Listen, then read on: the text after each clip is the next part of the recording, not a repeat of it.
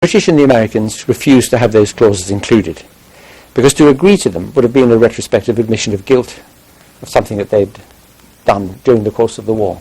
It wasn't until 1977 that a protocol was added to that convention, specifically outlawing bombing attacks on civilians.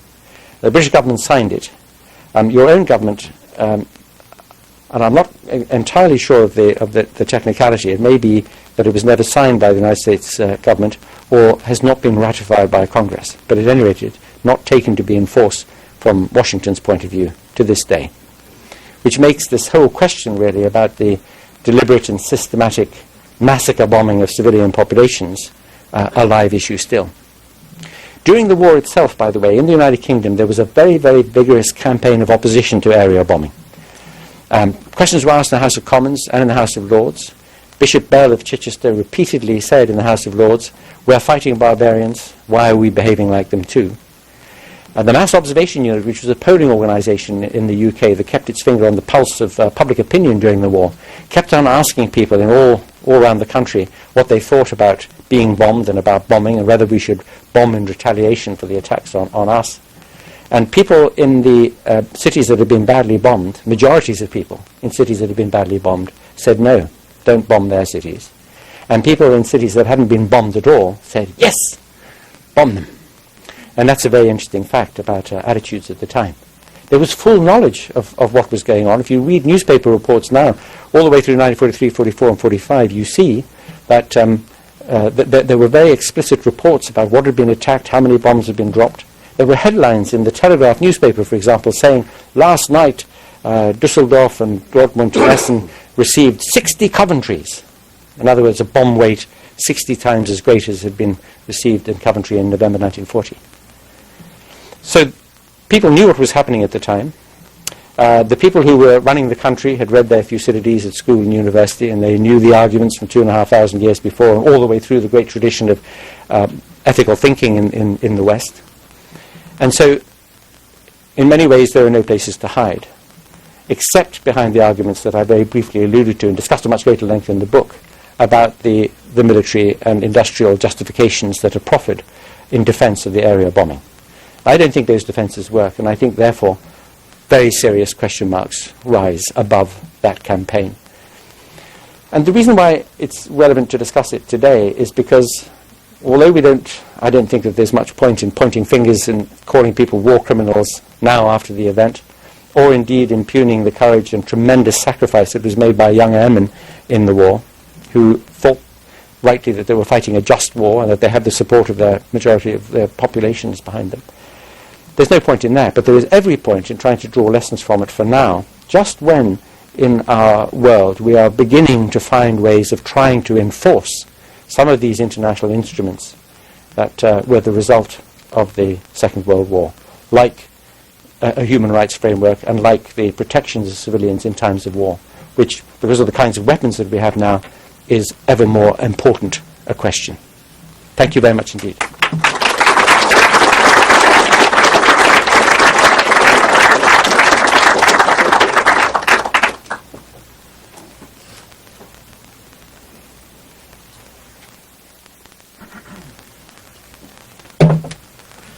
I'd like to thank you very much, ladies and gentlemen, for coming. Meine Damen und Herren.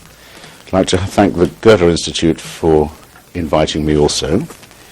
I think I too should respond a little to, that's to say, my glasses on my head.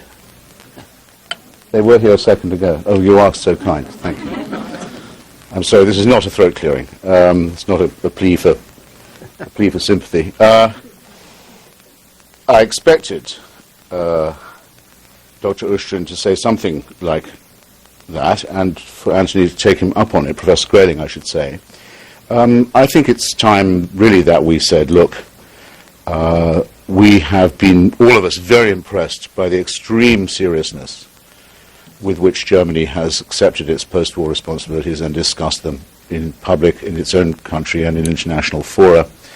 There is absolutely no reason at all to suspect that any reopening of this discussion, which has already been quite elaborately undertaken in Germany, even Günter Grass with his new novel, The Crab Walk, has broken a few things that were once taboo. There's no reason at all to suspect that Germany would become intoxicated by any vengeance, fantasy, or any grievance, or any spurious moral equivalence. There's nothing to apologize for, in other words, in the opening of this discussion, and all of us, British and American, I think, should have said this a long time ago.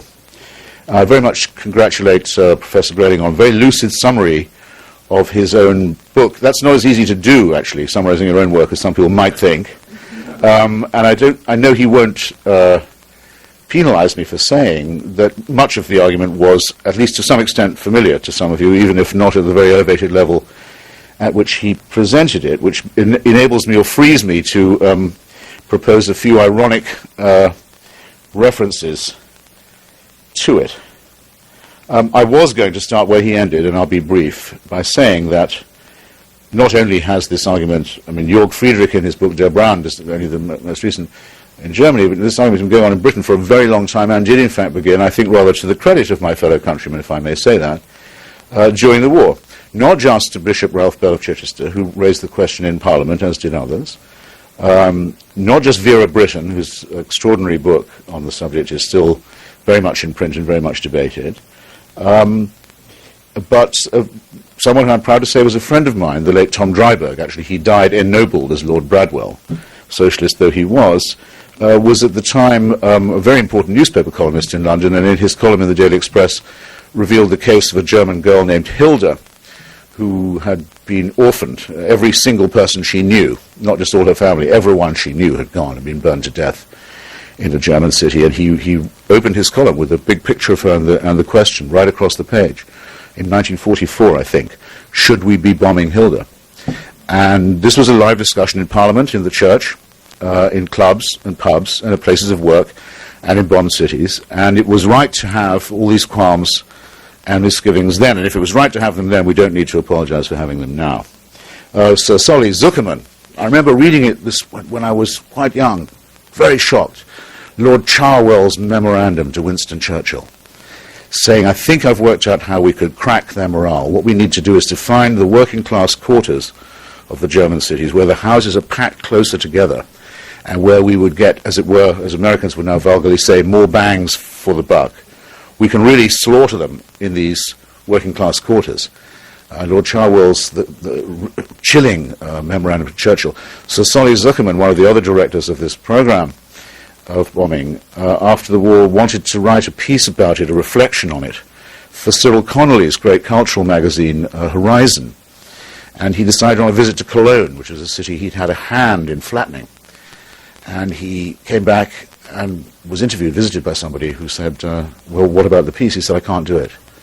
I can't do anything about it. I've seen Cologne now, and I can't write. He said, all I can remember is seeing the total destruction of the cathedral, and seeing a human finger on the top of a pile of rubble, and I've got writer's block about the subject. But he said, I had a title at least. And the title was going to be On the Natural History of Destruction. Later annexed by the great German writer WWll, who Anthony also mentioned, who we were very privileged to have amongst us in Britain for many decades as a writer and a teacher. I stipulate, therefore, that I absolutely know what Professor Grayling is talking about. And the most haunting thing in his book, I think, is the one he didn't draw attention to, which is this. Bomber Command, and to some extent the United States Army Air Force, did this to Germany in the closing years of the war for one reason above all: because they could do it. They did it because they could. They weren't able to do it earlier in the war, when it might, who knows, I'm going to come to that, have made a difference. But by this stage, that was what they knew how to do, had built the equipment for, had trained for, had rehearsed for. They were going to do it. It's not unlike the very gruesome moment at the end of the first Gulf War with Saddam Hussein. Actually, I believe that's one long war myself. I think it's been going on since 1991 and only recently been concluded. But let's call it the first Gulf War in 1991, where Saddam's forces were withdrawing from Kuwait, got themselves trapped in a huge traffic jam with a lot of other stragglers, as you may remember, in the Mutla Pass on the way back to Iraq. That convoy was bombed and strafed for hours, by American fighters and bombers who couldn't believe their luck, from aircraft carriers anchored not far away, including the USS Ranger. Why did they blast them? Because they could. They didn't blast the Republican Guard, more's the pity. They didn't take out Saddam Hussein. was the pity. But they could do this to the Iraqis, and some Kuwaitis too. Well, we have to live with this. We have to be intensely serious about it. I had to go and give a talk at the RAF Club in London the other day on another matter, and I felt the qualm I always feel when I go onto the premises of the RAF, the picture of Air Marshal Harris on the wall,